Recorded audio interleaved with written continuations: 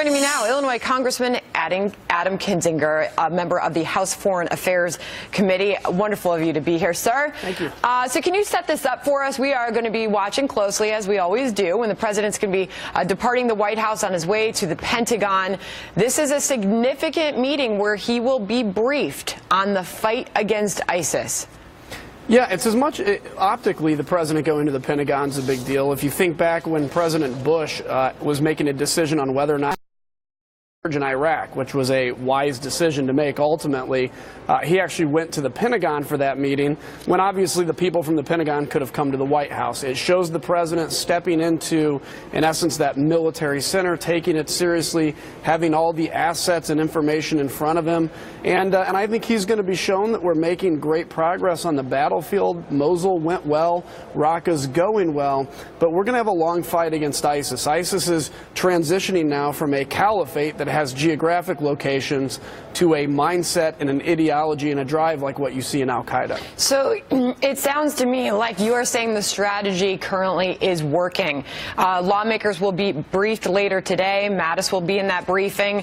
The strategy going forward, where is the discussion right now? So, yes, the strategy is working, and I think ultimately, and it may take 6 months, it may take a year, and it may take longer. Well, ISIS will be totally defeated. The thing is now, though, it's becoming like what Al-Qaeda was, which is getting more spread out. They're getting locations in Afghanistan and Libya and elsewhere. I think we have to understand that we are in a generational fight against radical Islamic terrorism. And what that means is we have to destroy militarily the elements that exist, whether it's Al-Qaeda, Boko Haram, or whatever else. But we also have to fight the next generational war on terror. And that is, I think, giving hope and opportunity to people in that region, because somebody that has a prayer for the future, somebody that has optimism, is way less likely to ever be recruited by Al-Qaeda, Boko Haram, or ISIS. So it's a multi-pronged attack where the best thing we can do is bring our allies together, bring everybody in the region together, and have a regional approach to this issue. And so as the president is going to be briefed just a half an hour from now at the Pentagon, the president has also made it very clear, Congressman, as well, that he wants to hear ideas from everyone, but he also wants to hear ideas from those on the ground and who have on the ground. He met Tuesday, had lunch with servicemen and women who have done tours in Afghanistan. He's also including that in his approach.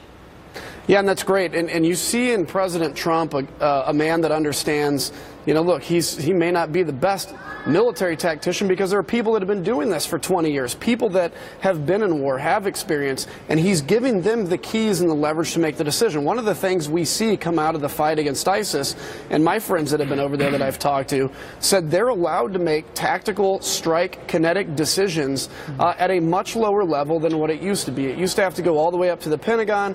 That could take a half hour to an hour to 2 hours while the lawyers vet it, and by then that target of opportunity is gone. He's been able to decentralize or to lower the level of power in which they can make those strikes, and we've made rapid gains since, and I commend the president on that decision. All right, Congressman, thank you. We are going to be watching for the president to depart the White House, heading to the Pentagon any moment. Thank you, sir. Indeed.